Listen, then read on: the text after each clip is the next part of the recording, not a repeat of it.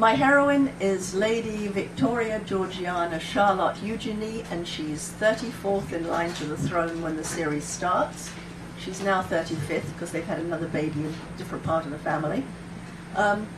It's the mid-30s. It starts off in 1932. We're up to 1935 now. She flees from her Scottish castle, where she has no purpose in life. She's had her season. She's been presented at court. No suitable match has been made, although not for want of trying. And she decides she's going to make her own life, so she comes down to London, to their London house, and for the first time she's without servants, she's on her own, and it's a very steep learning curve. You know, straight away it's how does the milk get to that doorstep in the morning, and who lights the fire that's crackling merrily when I get up, and so by the end of a month she can make tea and toast, and she's feeling rather proud of herself, and she thinks perhaps I should set up a little business to clean the houses of people when they want to come back and open their London house. Of course, has no idea. I mean, I won't tell you what she did with the brush behind the bathroom door.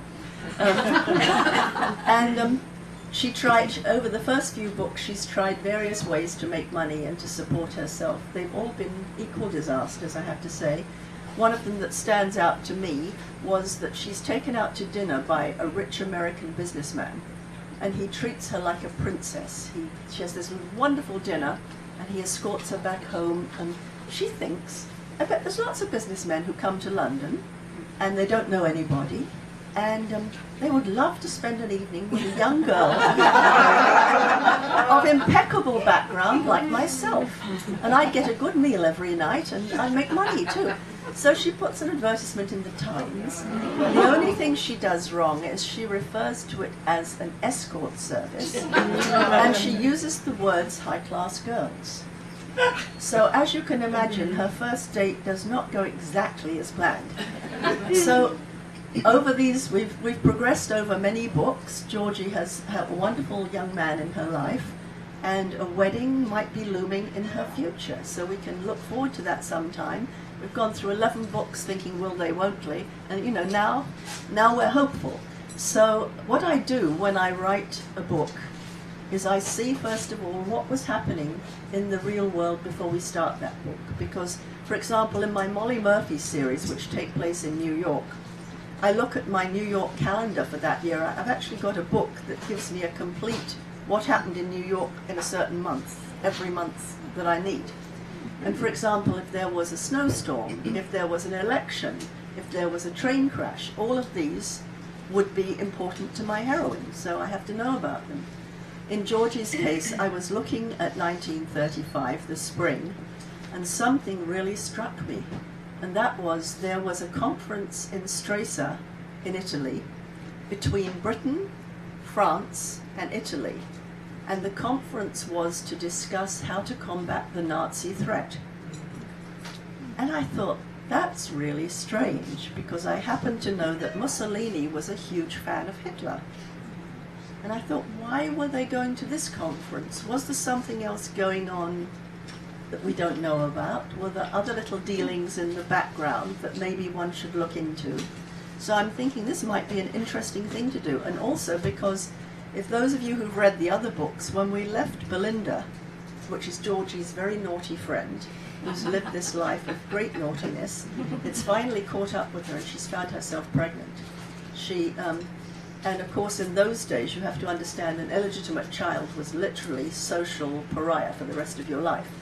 So she's luckily inherited some money from her grandmother, and she's gone to Italy to have this child in secret. So at the beginning of the book, Georgie gets a letter from Belinda saying that she feels rather lonely. I think it's just beginning to dawn on her that this birth is quite close now, and she doesn't want to be alone. She might have people taking care of her, but they're not her friends, and they're not her people. So she says to Georgie, if you could spare any time to come out, I will pay your fare, and I've got this lovely little villa, and we could have such a good time together until the baby's due, and then you could hold my hand. So Georgie doesn't have anything to do at the moment. What she's waiting for in England is permission to marry Darcy. Now her beau, Darcy O'Mara, is the son of an Irish peer, an Irish baron, but he's a Catholic. And under British law, anyone in the royal line of succession may not marry a Catholic. And I told this to somebody the other day, and they said, was that really true? Did you make that up? And I said, do you know when that law was repealed? It was repealed when Princess Charlotte was born 2 years ago. Until then, there were all these strict rules about who could marry into the line of succession. And among other things, if a king or if a queen or a king has a girl first, any future son would supersede her. They've changed that now, so, you know, if Princess Charlotte had been first, she would have been queen. So, you know, it's interesting how old-fashioned those laws. Of course, they were started when Henry VIII broke away from the Church of Rome, and then there was all this struggle. His daughter Mary was a Catholic and put them back in the Catholic Church, and Elizabeth was a Protestant, she took them out. So there was all this fighting and everything, and with the last rebellion of James II and Bonnie Prince Charlie, his son, that was the last time that the Catholics tried to take over, and so they made all these rules after that they could never take over. Now my husband's family is an aristocratic Catholic family that has kept the faith throughout the whole of the Reformation. They had secret chapels in their houses, they had priests hiding holes. One of the houses that belonged to his family was Sutton Place in Surrey.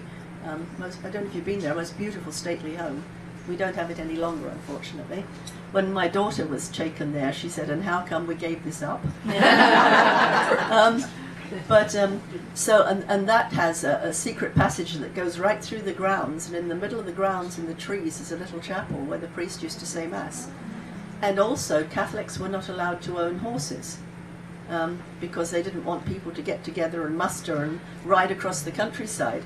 So my husband's family, they stabled their horses with nearby friends, and we have a they also couldn't hunt because they didn't have horses, so they were cut out of the major entertainment of the aristocracy in the countryside. But we have a picture of his great-grandfather standing like this with a falcon on his wrist, so they hunted with a falcon instead. So, you know, this is all, and it's still in England. I mean, here it's interesting because Catholics are very much a majority, and if I go to church here, we're in a huge church with loads of people. In England, they are a definite minority, and still reviewed with suspicion. I was at a college reunion a few years ago, and one of the girls said to me there, "Are you still a Roman Catholic?" As if, you know, as if, do you still, are you still a cannibal, you know? So it's interesting to write about. And so Georgie can't marry Darcy until they're given permission. And the King and Queen have said, you know, well, if that's really what you want, then what you do is you renounce your claim to the throne. You say, I no longer wish to be Queen of England. And as Georgie said, unless there's a very virulent plague, it's not going to happen. So she's renounced her claim, and now all it takes is for Parliament to approve it. But it's still a bit nerve-wracking. And they've decided, of course, if they say no, they'll simply elope and go and live somewhere else, but they don't want to do that. So Georgie says yes, she'll go out to Belinda and be with her. And of course, Belinda is living just outside Stresa. So I think that's rather interesting. These two might come together somewhere. And then Georgie goes to see the Queen and says she's going to visit this sick friend in Stresa. And the Queen's eyes are instantly, really, Stresa? And she says, you couldn't do a little something for me, could you? Know, any time the Queen asks Georgie to do something, as you know, it's always bad news. But the Queen says, my son, the Prince of Wales, is going to be at a house party in Stresa. And it's a very strange house party as far as I'm concerned. It doesn't seem to be any of his usual set at all. But he's taking that woman with him. And she wonders whether that Wallis's divorce has come through secretly, and they're going to be married in secret far from England and present it to their parents as a fait accompli. And she says, you know, I want you to keep a good eye on them and make sure. Georgie has visions of rushing in and going, stop the marriage, I forbid it. So she's got this to do for the Queen, poor Georgie. So she goes out to Stresa, and the Queen wants her to go and attend this house party. Well, Georgie hates going to a house party where she's not wanted, not expected. She's really embarrassed about the whole thing, but one does not say no to the Queen, as we know. So she gets there, and the first thing that happens is she can't find Belinda. The second thing that happens is she bumps into her mother, and her mother is in a very difficult position, which I won't tell you about, but her mother begs Georgie to help her, else my whole life is ruined, Georgie. Georgie, I'll be ruined for life if you don't help me now. Promise me you'll help me. So poor Georgie has all these little tasks to do, and when she gets to the house party, she finds that something even deeper and darker is going on than she could possibly have imagined, and she finds herself really embarrassingly in the middle of it. And I can't tell you any more about that, else I would have to kill you, you know. So that's how we get into this book, which is number 11, and I'm going to show you some pictures in a second, if Patrick's around anywhere. Patrick,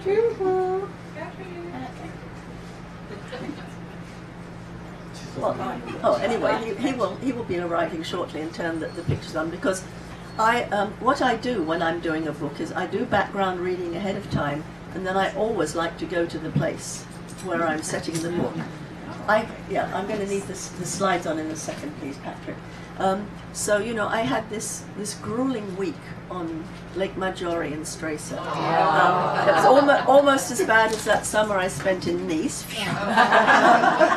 And the most serendipitous thing of all was that I thought we should go to Stresa, and then I got this call, this was 2 summers ago, from 2 professors at Arizona State who run this summer program in Tuscany, and they said, would you possibly have time to teach this writing course at a very nice old hotel in Tuscany? And I went, let me think yes, I do. So there I spent 10 wonderful days at this old farmhouse converted into a very nice hotel with a swimming pool and everything. And we had this lovely writing course, then I hopped on the train and went up to Stresa. So that was pretty good. So here I am, Lake Maggiore. The two lakes run parallel. There's Lake Como and Lake Maggiore. Maggiore is bigger, and the interesting thing about it is half is in Switzerland and half is in Italy. And if you've read A Farewell to Arms in high school, you will know that that's where they started off, and then they went up the lake when she's going to have a baby. They went up into Switzerland. And I'm going to show you on these where Hemingway stayed while he was writing that, at the Grand Hotel Borromeo. So this is me on the shores of Lake Maggiore. Beautiful mountains, lots of little steamers going across the lake. They have ferries going everywhere. We went up into Switzerland, and we went to all of the beautiful villas, and I will tell you about them as we start. Are we ready? I'm hoping. Good.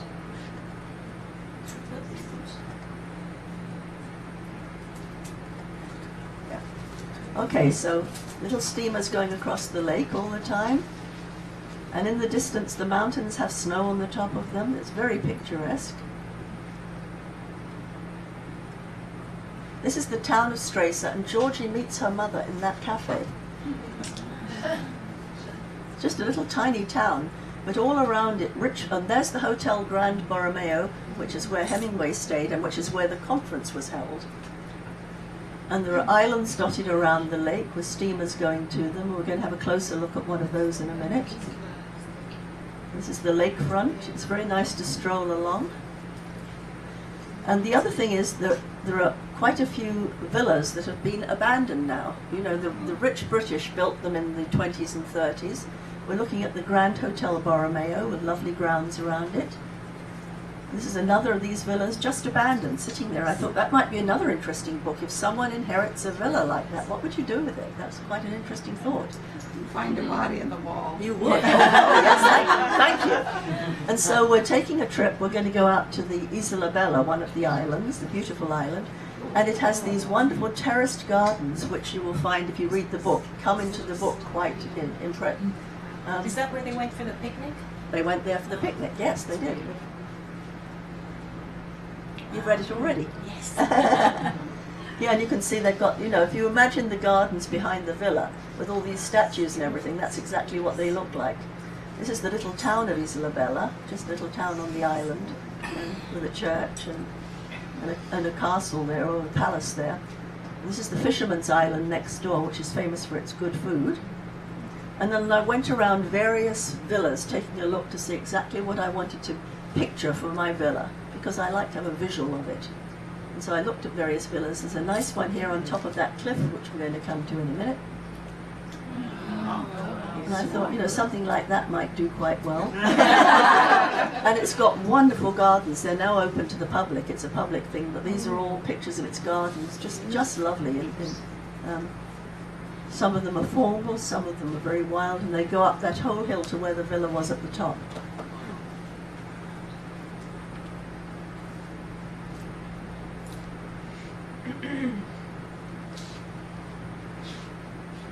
And you can see gardens like this, it'd be very easy to hide people or to creep through or to meet people, and some of them are very formal like this part, but others are just incredibly wild little dells like these.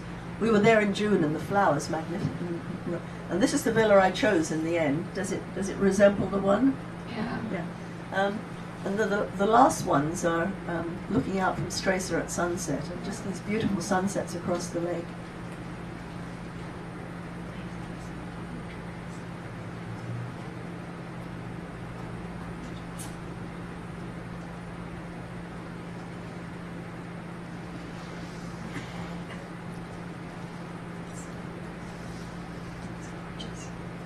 And so that's it. Thank you. Yeah. So you saw I worked very hard. I went to all these villas. I took all these pictures. I tried lots of wine. No, it really was a beautiful place. And the interesting thing to me is that both this and Nice, you know, the rich British in those days, they had a villa in a place like this they'd come to every winter. And we're writing about 1930s, and as you know, in 1930s there was a Great Depression. There were plenty of people who were standing in a bread line, plenty of people who had signs saying, well, we'll accept every type of work. And so you have this huge difference, this huge gap between those who had and those who had not. And so it really is a time to write about in which you have society poised on a knife edge very much. They don't know a new world war is coming. They called the last war the war to end all wars. And they don't know a new one's coming. Hitler is really only just at this moment consolidating his power. Until then, everybody's taken him as a joke. Nobody believes he can last. And Germany was struggling very much between communism and fascism. And now he's taken control. And people are just beginning to say, wait a minute, what's happening over there? And so we've got the first glimmers that Germany might be this very powerful nation that has very evil intentions. So, but we're just finding out about that in this book. So that's where we are up to.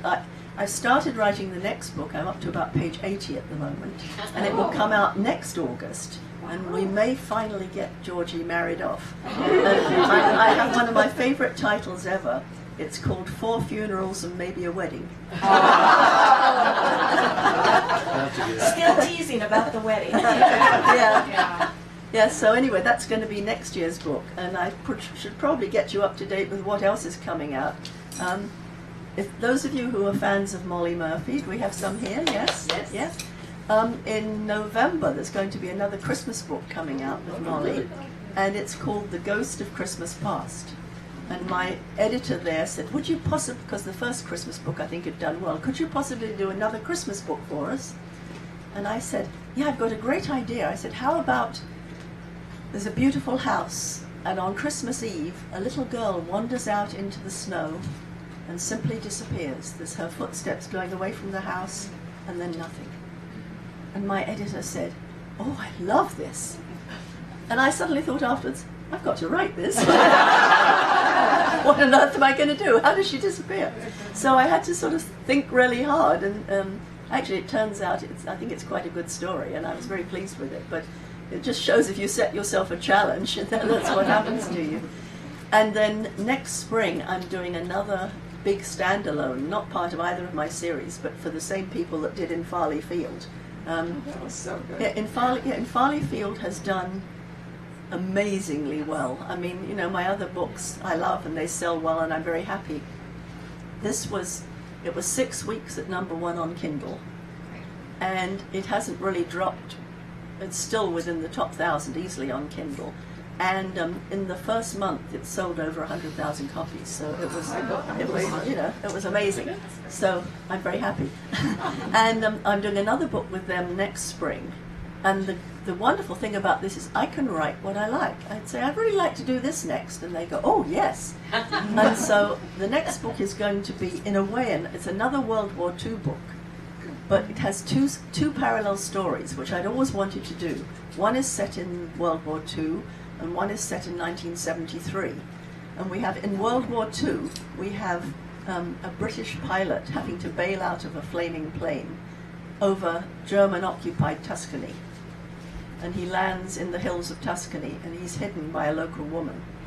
And so we have that story going through it, and then in 1973, he has just died of a heart attack. And his daughter is going through his things, and she finds a letter addressed to a woman in Italy that was never delivered, and it was sent back to him. And the letter seems to indicate some really difficult and dark secret that she had no idea about her father. So she has to go to Tuscany to try and find out what happened in World War II. So it was fun to write, but you know, when you're writing two stories side by side, what I had to do in the end is I wrote one story, then I wrote the other story, and then we have a very long hallway in our house, and I put all the chapters of one book all the way down the hallway, and then I stood with the other time period thinking, when should we find out this? Here. And when should we find out that? Here. So I literally, I mean, luckily there was no draft because the whole was just covered in, I took pictures of it, it was just covered in my papers. So that comes out in March, and it's called The Tuscan Child.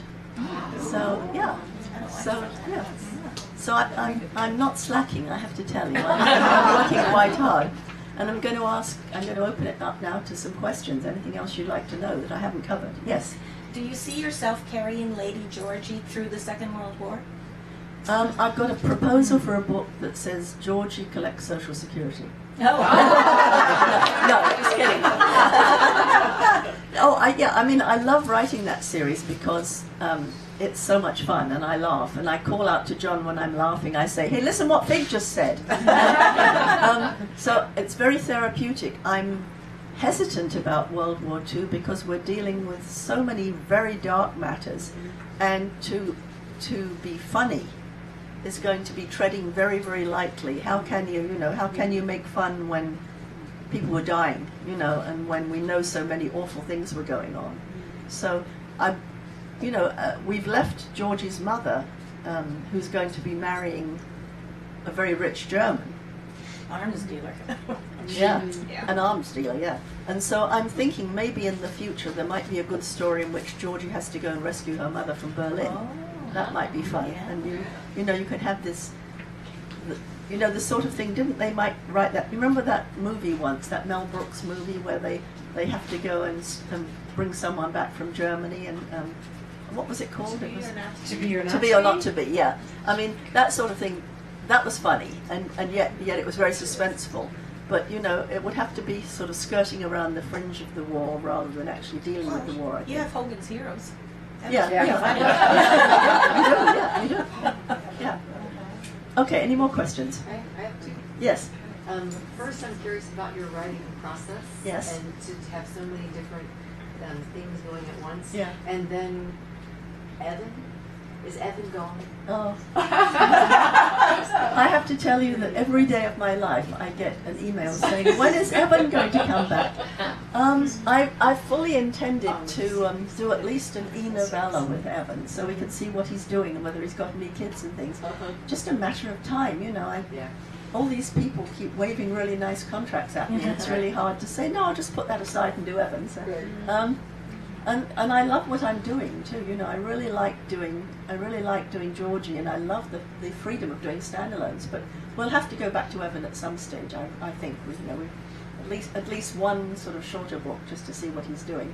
And then what did you ask? Your writing process. My writing process, like, yeah. Like how many, do you write every day? How long do you, like, are you a disciplined writer or not disciplined writer? If I weren't a disciplined writer, you wouldn't have all these books, actually. Exactly. I do normally 2 books a year. Last year, because they made this big fuss about the Christmas book, I sort of squeezed in a 3rd book somewhere. That really is pushing it. That's a bit too much. I don't think I'm ever going to do that again. But I try to take 3 months to get a first draft done. Before I start that, I do what I did with this book, which is read up about Strasser, etc. So I come in with some sort of idea of the environment I'm going to set it in. And then I start not knowing very much. I'm not the sort of person who outlines. I start thinking, wouldn't it be interesting if we send Georgie to this very strange house party on Lake Strasser with weird people there, and what might happen? And so I send her there, and then things happen. And I like to be in panic mode when I start. I like not to know what's going to happen.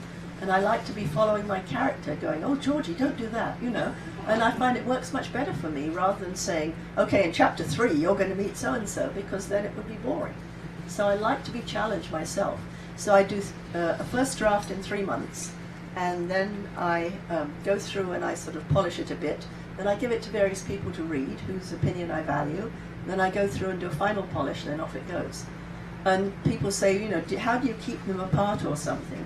But when I'm in one world, I'm completely in that one world. And then I give myself a break, and then I start the other one. So if I'm doing Molly in 1906, then I'm thinking about 1906. And then when my head is clear again, then I start Georgie. And then when my head is clear again, I start the standalone, But when I'm writing, I work every day, literally. I'm in the middle of a deadline now, and every day of this tour.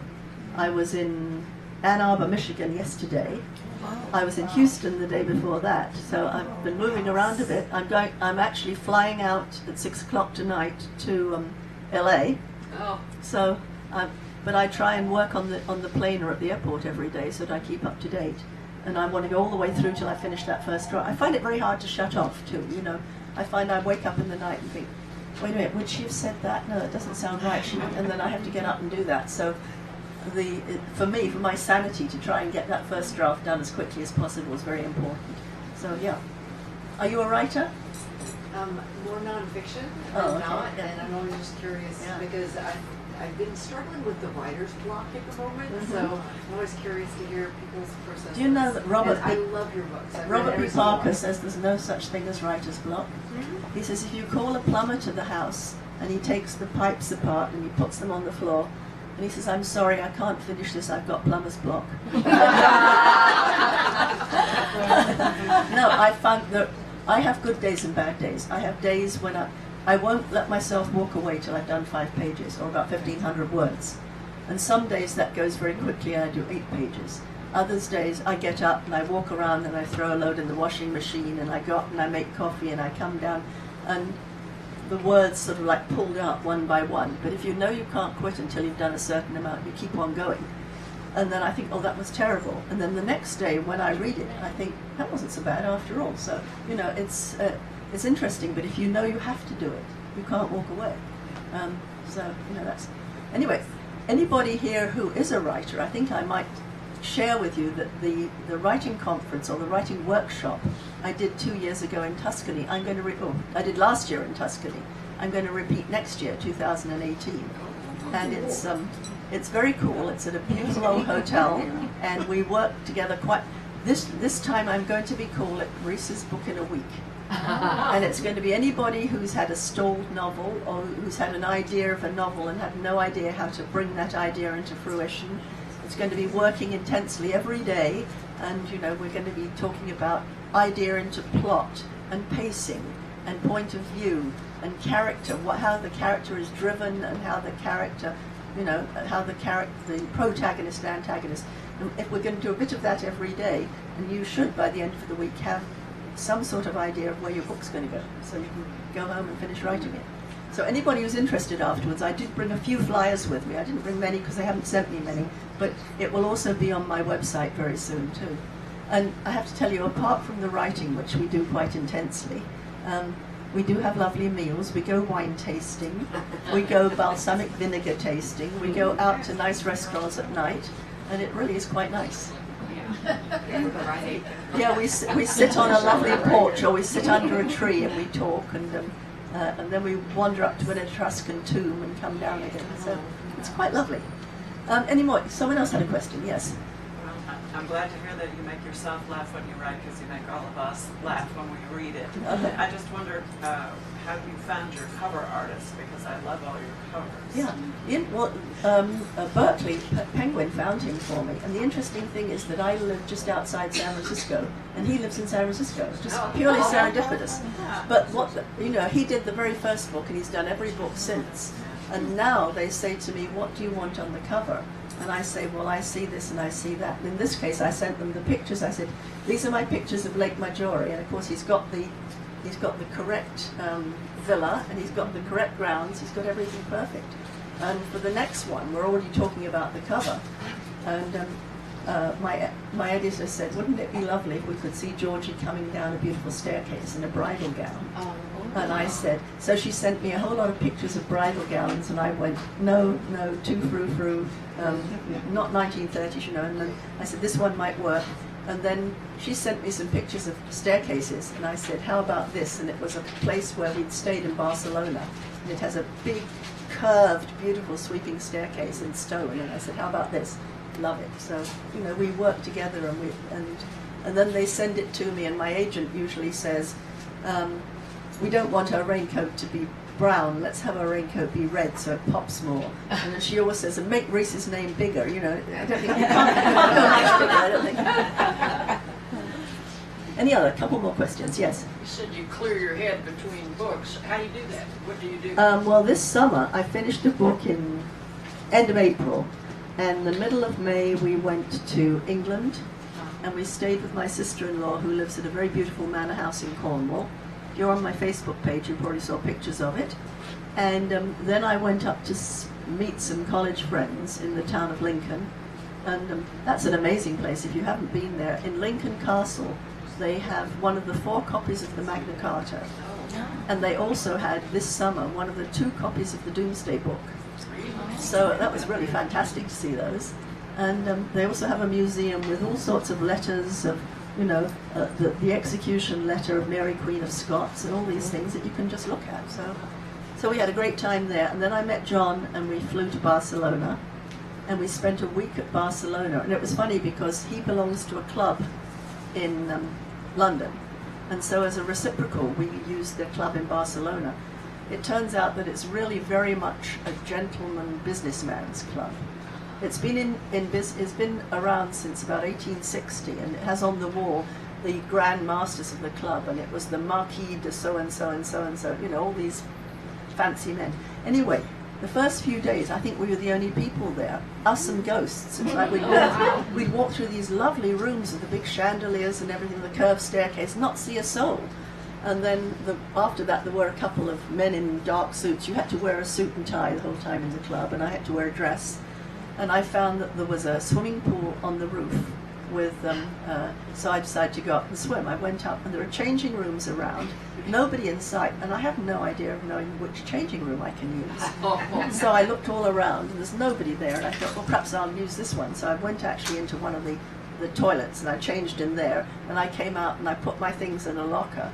And then I was swimming, and some sort of attendant came up then, and he went, "Oh, Madame, where did you change your clothes?" And I said, in number 143, and he went, "No, that's the wrong one." And I said, well, you have to go and get them then and put them in the right one. So he did. And so then I'm swimming, and a member came past, and he was going to go, and obviously he came past, and he went,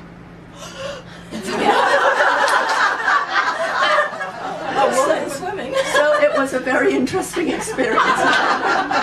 So after that, we caught a cruise in Barcelona and went around the coast of Spain and up through the islands and finished up in Rome. So that was very nice. And then we had a few days in London, and we came back, and my head was clear. I started again. Okay, one last question. No? All right, well, good. Thank you so much for coming out on such a hot day. Sign books. I've got a couple of those flyers. I've got also some bookmarks and things, so do come up and see me. Thank you a lot. Thank you. I got that. And if everybody could do us a favor, when you do stand up, please very politely fold up your chair, put it against the wall so nobody trips. And thank you all very much for coming today. And there's more wine. You're going to need a chair for your I think it's over there, the answer.